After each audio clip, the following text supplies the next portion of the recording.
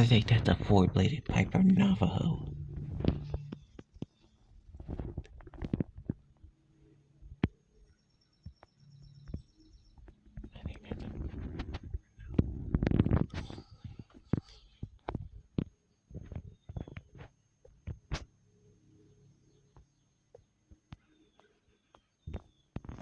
Listen, this point of the flyover sounds like a Belfort 7 approaching.